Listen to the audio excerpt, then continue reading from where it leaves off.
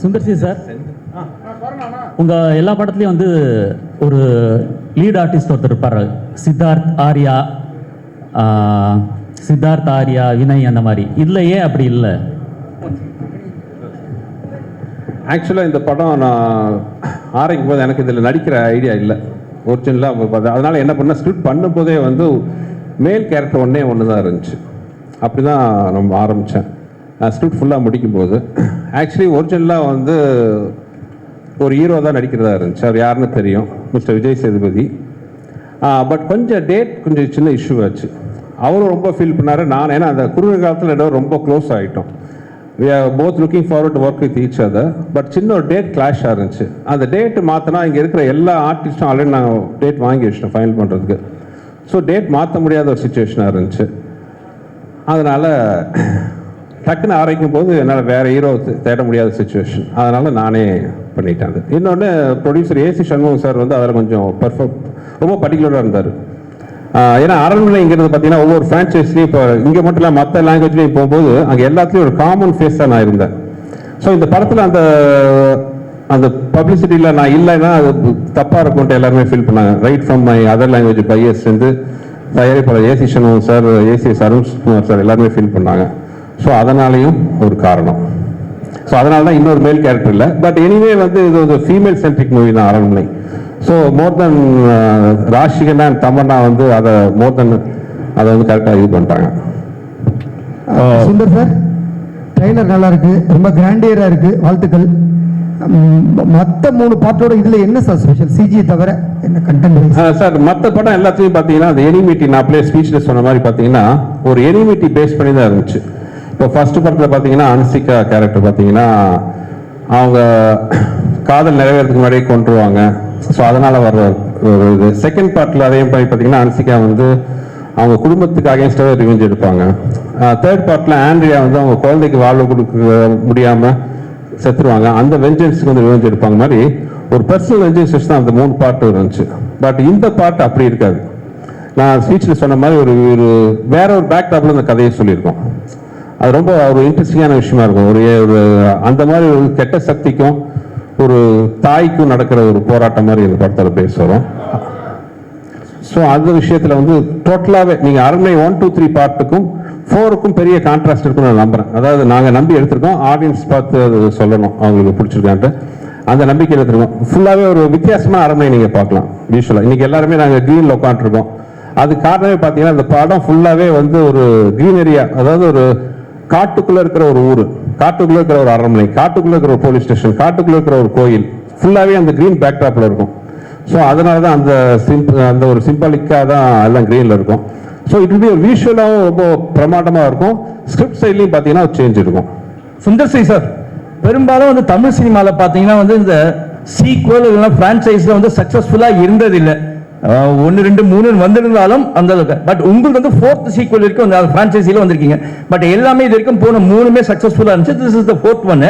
உங்களுக்கு அந்த தைரியம் எப்படி இருந்துச்சு? What made you to do this sir? எப்படி, எந்த அளவுக்கு சார்? அது ப்ரீவியஸ் படம் தான் அந்த தைரியத்தை கொடுக்குது. அதை நான் அப்ளை சொன்ன மாதிரி ஃபர்ஸ்ட் பார்ட் 1 தான் வந்து செகண்ட் வீடு இருக்கிற தைரியத்தை கொடுத்துச்சு. அதே மாதிரி தான் அடுத்தடுத்த பார்ட்டும். ஈவன் பார்ட் 3 கூட பார்த்தீங்கன்னா ஒரு டெலிகாஸ்ட் ஆகும் போது கூட வந்த எல்லா அதாவது சோகால் ஹிட் மூவிஸ் தான் கூட வந்துச்சு. அந்த படங்கள்லாம் சேர்த்து வாங்கின டிஆர்பியை விட அரண்மனை 3 வந்து அதிக நம்பர் வாங்கி கொடுத்துச்சு. ஸோ அந்த அளவுக்கு ஒரு சக்ஸஸ்ஃபுல் ஃப்ரான்ச்சைஸாக இருந்துச்சு. ஸோ அந்த சக்ஸஸும் இப்போ நான் எங்கே போனாலும் நான் அதிகமாக நான் ஃபேஸ் பண்ணுற கொஸ்டின் என்னன்னு பார்த்தீங்கன்னா அடுத்த அரண்மனை எப்போன்னு தான் கேட்பாங்க. எஸ்பெஷலி லேடிஸு, குழந்தைங்க, சின்ன பசங்க எல்லாருமே கேட்பாங்க. ஸோ அதுவே ஒரு பெரிய ஒரு விட்டமின் டானிக் மாதிரி இருந்துச்சு. So that is the reason for the 4. Sir Sundar C sir, அரண்மனை சார், இங்கே சார் அரண்மனையை விட்டு வெளியே வர மாட்டேங்கிறீங்க. ராஜாவா இருக்கிறது சௌரியமா இருக்குங்கிறதுனாலயா, இல்ல ராணிகளை மட்டும் பார்த்துட்டு நம்மளே ராஜாவா இருக்கலாம்ங்கிற எண்ணத்தினாலயா? கேட்க நல்லா தான் இருக்கு. அப்படி இல்லை. ஆக்சுவலி நடுவில் நிறைய படம் பண்ணிட்டு தானே சார் இருக்கேன். நீங்க ஒரு பார்த்தீங்கன்னா கிட்டத்தட்ட அரண்மனை 1 வந்து ஐ திங்க் 2013 வந்துச்சு. இப்போ 2024 வந்து 4th பார்ட் வருது. இதுக்கு நடுவில் நான் ஒரு கிட்டத்தட்ட 7-8 படத்துக்கு மேலே நான் பண்ணியிருக்கிறேன். கலகலப்பு பண்ணேன், தீயா வேலை செய்வோம், நிறைய படங்கள் நான் பண்ணியிருக்கேன். பட் நீங்கள் கேட்குறது அது ஒரு வகையில் அரண்மனை வந்து ரொம்ப ஒரு வசதியான ஃப்ரான்ச்சைஸ். உண்மையை சொல்ல போனால் எனக்கு வந்து நான் யார் வாசலையும் போய் எந்த படத்துக்காக யார்ட்டையும் போய் நின்னதே கிடையாது. நான் என்ன நம்பி படம் எடுக்கிறேன், எனக்கு பிடிச்சவங்களோட சேர்ந்து ஒர்க் பண்ணுறேன். அப்படி இருக்கும்போது வந்து அரண்மனை வந்து எனக்கு ரொம்ப ஒரு கம்ஃபர்ட் ஜோனாக இருக்குது. நீங்கள் சொன்ன மாதிரி அடிஷனல் அட்வான்டேஜஸ் ராணிகள் இருக்காங்க சார். அதே மாதிரி சார் சுந்தர் சார், அதே மாதிரி ஒரு பெரிய பெரிய நடிகைகள் ஒரு 2-3 ரவுண்ட் வந்துட்டு கொஞ்சம் அவங்க பிரேக் எடுத்துக்கலாம், கொஞ்சம் ரெஸ்ட் எடுத்துக்கலாம்னு நினைக்கிறப்ப உங்க படத்துல வந்து திருப்பி அவங்க அடுத்த ரவுண்டை ஸ்டார்ட் பண்ற மாதிரி ஒரு சூழல் வருது. இது வந்து நீங்க வந்து நடிகைகளுக்கு ஒரு வேடந்தாங்கல் மாதிரி இருக்கிறதா எனக்கு தோணுது. ஒருவேளை மேடமும் ஆர்டிஸ்ட் அப்படிங்கறதுனால அவங்களுக்கு அந்த மாதிரி அவங்கள சார்ந்தவங்களுக்கு நம்ம சப்போர்ட்டா இருக்கணும் அப்படிங்கிறதுக்காகவே இந்த மாதிரி படங்கள், ஏன்னா நல்லா ஓடவும் செய்யுது அந்த படங்கள், அப்படி ஒரு ஃபீல் உங்களுக்குள்ளார இருக்கோ? இல்ல, அப்படி எதுவும் இது வரைக்கும் நான் நினைச்சது இல்லை. அப்படி ஏதாச்சும் என் படத்தால வந்து ஒரு ஐப்பு மாதிரி வந்துச்சுன்னா வந்து ஆண்டவனுக்கு நன்றி தான். Sundar sir, Mani here, right? Yes sir, yes, Congratulations. Thank you. Trailer looks very impressive. சரி, நீங்க உங்க கோர்ஸ் ஆஃப் தி ஸ்பீச் வந்து நீங்க என்ன சொன்னீங்கன்னா, you said இந்த படத்துல பாக் அப்படிங்கிற ஒரு கான்செப்டை பத்தி we've dealt அப்படின்னு, and it's part of Assamese folklore. அப்போ இந்த படத்தினுடைய கதை வந்து செட் இன் அசாம்ங்களா? Where did you shoot? Was this natural location illadi setta? And your CG is also impressive. Tell us about how much time you spent and the firms that were involved. India la kuduthingala illadi was it done abroad? Yes sir, எனக்கு thanks for the question. இந்த விஷயத்தை நான் வந்து என் ஸ்பீச்சில் விட்டுட்டேன். So நீங்கள் கேட்டதுக்கு ரொம்ப thanks. Point number 1 வந்து நீங்கள் சொன்ன மாதிரி this folklore was based in Assam, but the story is not based in Assam. So அது ஒரு கதையில் வச்சுன்னு ஒரு இன்ட்ரெஸ்டிங்கான ஒரு நாட்டாக இருக்கும் அந்த விஷயம். ஸோ நீங்கள் கேட்ட கேள்வி படத்தில் ஒரு கரெக்டான பதில் இருக்குது ஒன்று. செகண்ட் வந்து எனக்கு சில விஷயங்கள்லாம் ரொம்ப ஒரு பிடிவாதமாக இருப்பேன். அதாவது ஒரு விஷயம் என்னென்னா, மக்கள் எம்ஜிஆர் சாங்கில் கேட்குற மாதிரி, என்ன வளம் இல்லை இந்த திருநாட்டில், ஏன் கையை ஏந்த வேண்டும் வெளிநாட்டில்ங்கிற மாதிரி நம்ம ஊரில் இல்லாத டேலண்ட் எங்கேயுமே கிடையாது. நீங்கள் பார்த்தீங்கன்னா நிறைய ஃபாரின் ஹாலிவுட் மூவிஸ் எல்லாம் கூட பார்த்தீங்கன்னா இங்கே தான் சிஜி ஒர்க் கொடுத்து பண்ணுறாங்க. ஆனால் கம்பெனிஸ் பேர்லாம் அவங்க மேலே தான் வருது. இந்த படம் முழுக்க எனக்கு என்னன்னா ஒரு விஷயத்தில் ரொம்ப உறுதியாக இருந்தேன். இந்த படத்தில் பண்ணுற சிஜி ஃபுல்லாகவே நம்ம ஊரில் தான், நம்ம ஊர் டெக்னீஷியன் வச்சு பண்ணதில் ரொம்ப குறியாக இருந்தேன். படம் பார்த்து நிறைய பேர் என்கிட்ட கேட்டாங்க, நீங்கள் கேட்ட மாதிரி நீங்கள் பார்க்காம கேட்டீங்க, ஆனால் பார்த்தவங்க கூட சில பேர் கேட்டாங்க, எந்த கண்ட்ரியில் பண்ணீங்க, எந்த கம்பெனியில் பண்ணீங்க. இது முழுக்க நான் சென்னையில் தான் நம்ம ஊர் டெக்னீஷியன் வச்சு பண்ணேன். அவ்வளோ பிரமாதமாக இருக்கும். இந்த கிளைமாக்ஸ்லாம் சில போர்ஷன்ஸ்லாம் பார்த்தீங்கன்னா வந்து நீங்கள் வந்து இந்த படத்தோட முக்கியமான சக்ஸஸ்ஃபுல்லான விஷயம் நாங்கள் சிஜியில் பார்த்த விஷயம் என்னென்னா, நிறைய இடத்துல உங்களுக்கு எது சிஜி எது ரியல்னு ஃபீல் பண்ண முடியாத அளவுக்கு ஒர்க் இருக்கும். ஸோ அதுக்கு இப்போ ஒன்றும் இல்லை, இப்போ தமனா ராஷிகனா சாங் பார்த்தீங்க, அந்த சாங்கில் கிட்டத்தட்ட பேக்ரவுண்டில் ஒரு 70% வந்து சிஜி தான். ஸோ அதுதான் இதில் படத்தில் பெரிய ப்ளஸ் பாயிண்ட். மறுபடியும் அதே தான் சொல்கிறேன், என்ன வளம் இல்லை இந்த திருநாட்டில் மாதிரி நம்ம ஊரில் இருக்கிற மாதிரி டேலண்ட் எங்கேயுமே கிடையாது. ஸோ நம்ம ஊர் டேலண்ட்டை வச்சு வந்து we can give such a wonderful result. Sundar sir, Yogi Babu sir இன்னைக்கு பாலிவுட்லேருந்து ஹாலிவுட் வரைக்கும் பிஸியான ஆர்டிஸ்ட். அவரை வச்சு எப்படி ஷூட் பண்ணீங்க? எத்தனை நாள் கால் ஷீட்டு? அவர் எப்படி பர்ஃபார்மன்ஸ் படத்தில் அவரோடது? யோகி பரிதாபமாக என்கிட்ட மாட்டிகிட்டு இருக்காரு. யோகியை பொறுத்தவரை என்ன, யோகிட்ட நான் டேட் கேட்க மாட்டேன், சொல்லுவேன். யோகி அடுத்த மாதம் 12ஆம் தேதியிலேருந்து ஒரு 18ஆம் தேதி வரைக்கும் வந்துருங்க யோகி அப்படின்னா, அவர் ஏதோ போன ஜென்மத்தில் இந்த கடன் பட்டாரா என்னன்னு தெரியல, எந்த ஷூட்டிங்காக இருந்தாலும் கஷ்டப்பட்டு அட்ஜஸ்ட் பண்ணிட்டு வந்துடுவார். இப்போ கூட வந்து அடுத்த ஒரு படம் பண்ண போகிறோம், இப்போ தான் இங்கே தான் பேசிகிட்டு இருந்தேன், யோகி எத்தனாம் தேதி ஆரம்பிக்கிறோம் அப்படின்ட்டு. ஐயோ முடியாது, கஷ்டம், அந்த ஷூட்டிங்லாம் பதிலே இல்லை, அந்த வார்த்தையே இல்லை. சரி சார், எதுனிக்கு சார் வரணும் சார், வந்துடுறேன் சார், இவ்வளோ தான். ஸோ அது ஏதோ பூர்வ ஜென்ம பந்த மாதிரி ஆகி போச்சு எங்கள் 2 பேருக்கும். சுந்தர்சி சார்,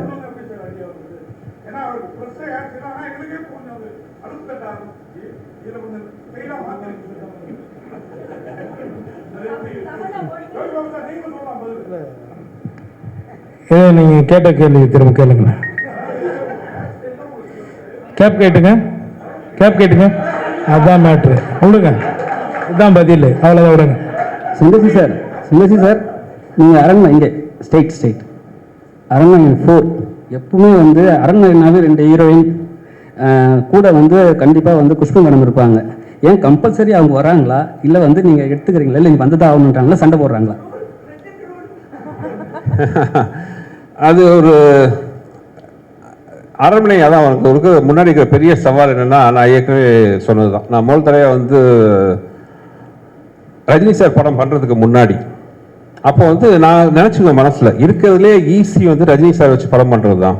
ஏன்னா ஒரு 4 ஃபைட் வேணும், கமர்ஷியல் விஷயம்லாம் வேணும், படம் பண்ணிடலாம் அப்படின்னு யோசிச்சுட்டு இருப்பேன். பட் ரஜினி சார் படம் கமிட் பண்ணி நான் பண்ணும்போது தான் தெரிஞ்சது அது எவ்வளோ கஷ்டம்னு.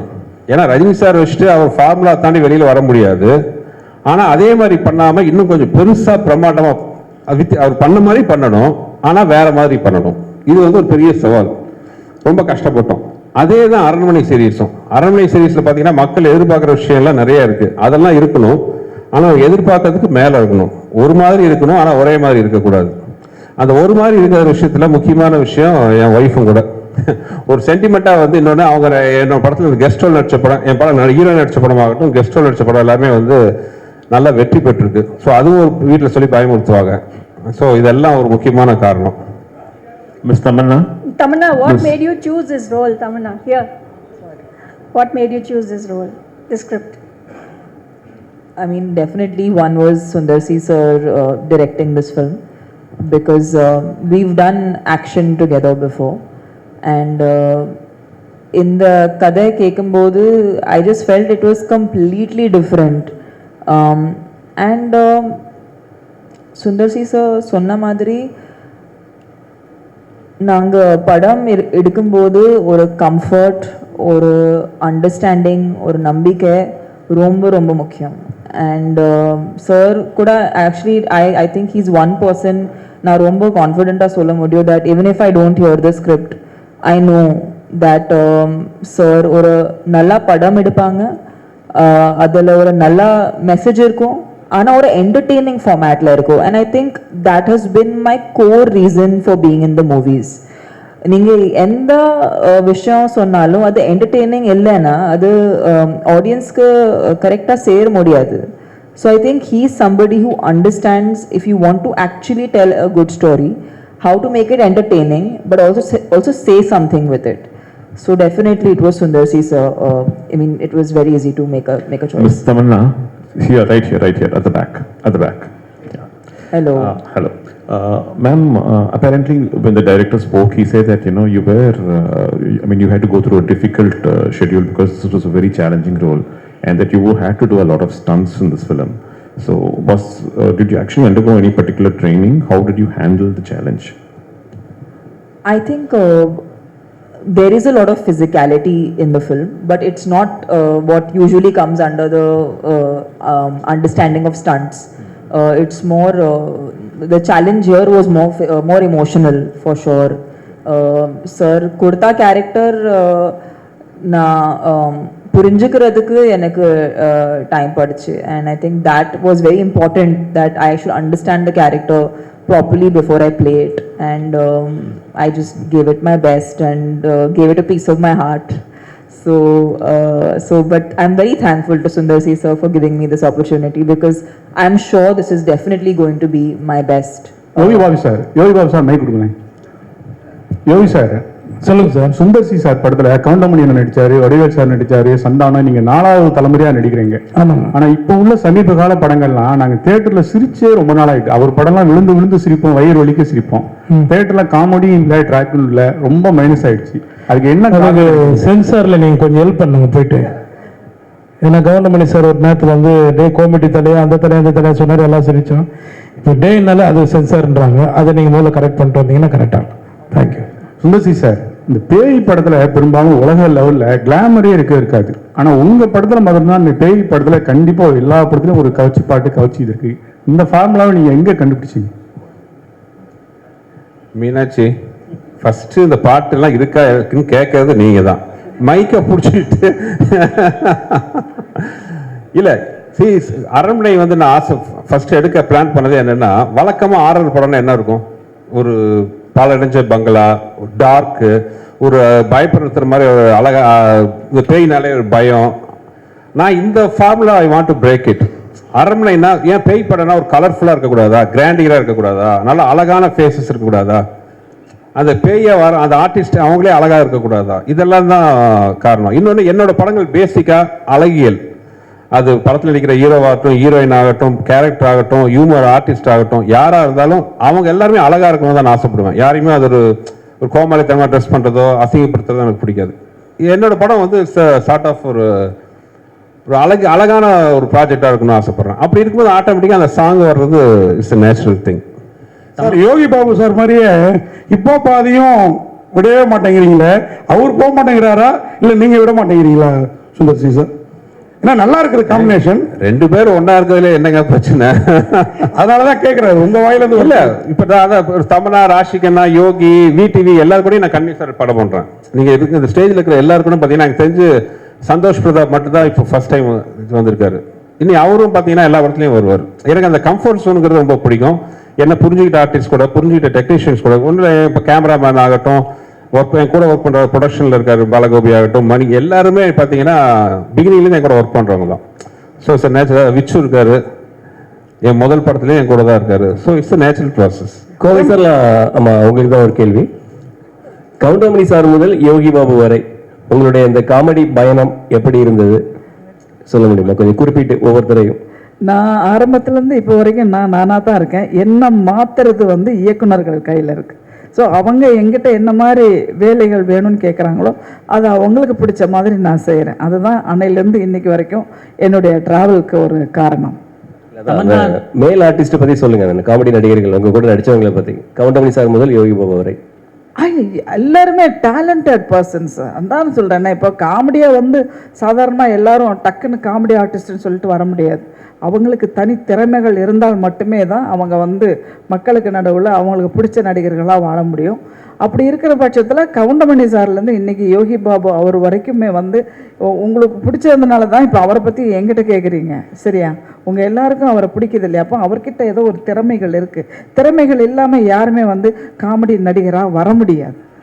தமன்னா, நீங்கள் வந்து தேவி படத்தில் வந்து ஏற்கனவே இந்த மாதிரி ஒரு கேரக்டர் பண்ணியிருக்கீங்க. அதுலேருந்து இது எப்படி டிஃப்ரெண்ட்டாக இருக்கும்?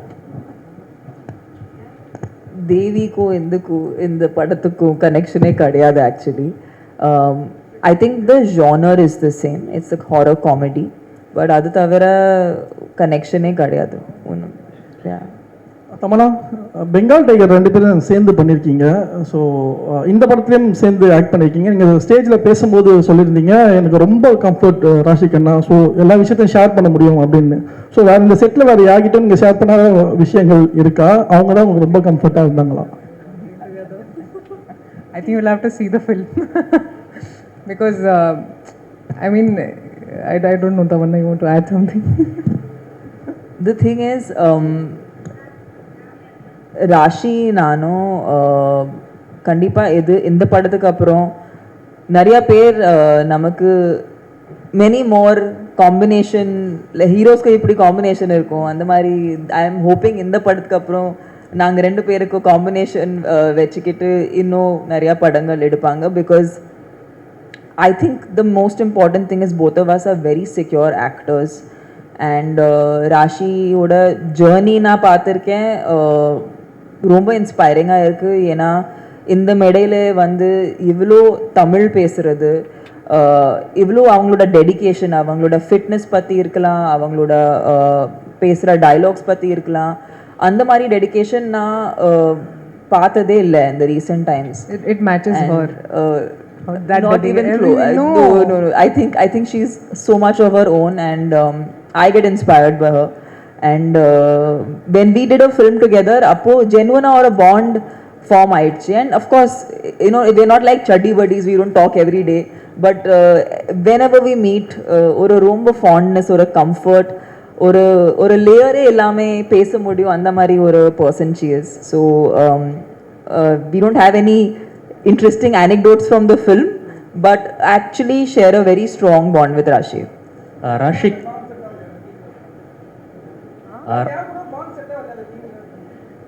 I mean, there's a bond. We were working, sir. There was no time for making bonds.